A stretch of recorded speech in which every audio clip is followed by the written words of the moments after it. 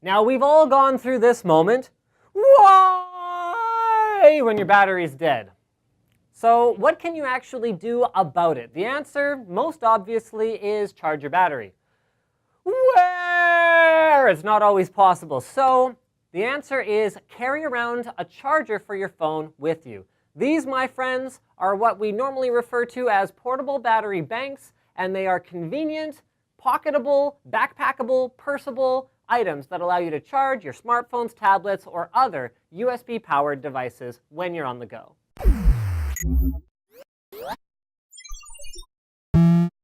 So the number one thing to look for when you're shopping for a portable power bank is, what am I actually charging with this thing? If the objective is to charge your car with it, then go away. That's not what we're looking at here. If the objective is to charge something like a smartphone, then a Patriot Fuel Plus 2200 milliamp hour battery is going to be a good choice, because most smartphones are going to have batteries around 2000 milliamp hours. So if you're not familiar with the term milliamp hours, it's MAH, and it refers to how much capacity a battery has. So, okay, what if you don't want something that's easily sort of puttable in your purse or crotchable or wherever else you'd want to store it, and you don't mind carrying around something that's a little bit bulkier? This right here is a 9000 milliamp hour portable battery. So if you wanted to charge your phone with it, you'd probably get anywhere from 3 to 4 full charges out of this, or you might find it more suitable if you wanted to charge something like a tablet. So typically tablets have anywhere from a 9000 to 11,000 milliamp hour battery inside them, with smaller tablets being around the 4,000 range. So it all really depends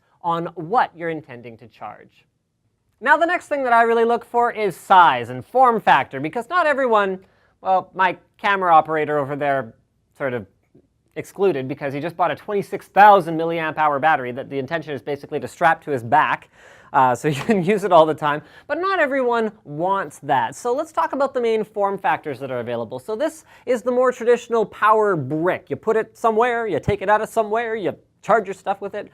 Pretty straightforward, but there are other options as well. So this guy right here is the Link 1000. It's got a little tiny micro USB on the top. You plug it directly into the bottom of your phone. It's only 1000 milliamp hours, so you're not even going to get a full charge out of it. So it's basically like that, that hit that you need to keep going for a little while longer, except for your phone. Next up, we've got the Mophie. This right here is a battery case. Usually these are for phones, so they'll have an interface at the bottom that actually charges the device itself, and then they'll have a separate charger, usually micro USB. So this particular one, yep, micro USB down there at the bottom. So these act like basically just a battery extension for your phone, and they actually live on the device pretty much permanently. I used one of these for a long time, actually, and if you don't mind that your phone is now a little bit bulkier, they can be a fantastic option and add some additional protection to it as well. So next up is the adaptability and other features. So I'm gonna, what it can charge from, what it can charge to, what it can discharge of, and we're not talking about discharge here. We're talking about battery packs. Anyway, so the Fuel Plus is actually a pretty unique option here because of a couple of things. Number one is it has power pass-through. Most battery banks can only be charged, and that's it.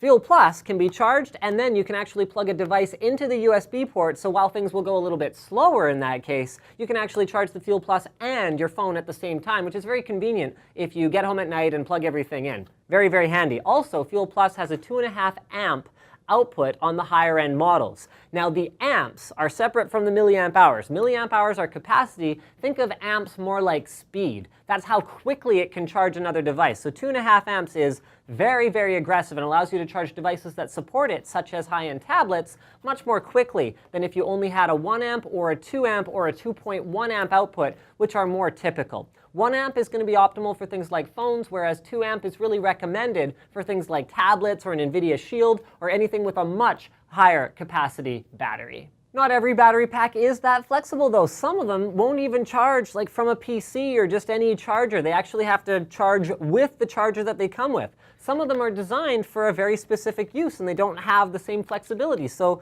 we go back to the Zap one here that just has a micro USB port off of it, whereas something more like the Power Bricks are going to have, such as this Momax one right here that's actually pretty ruggedized and stuff, are just going to have standard USB ports that it outputs from, which you can obviously adapt to pretty much whatever you want, whether you use an iPhone cable or a micro USB cable or whatever else the case may be. So the conclusion is pretty straightforward for this one, guys.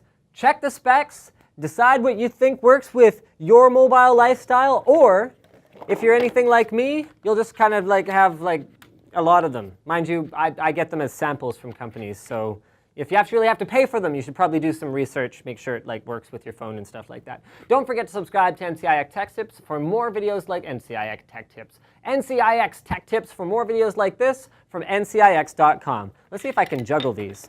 One of them has Wheels' phone in it, so Jack's phone in it. Oh. Linus!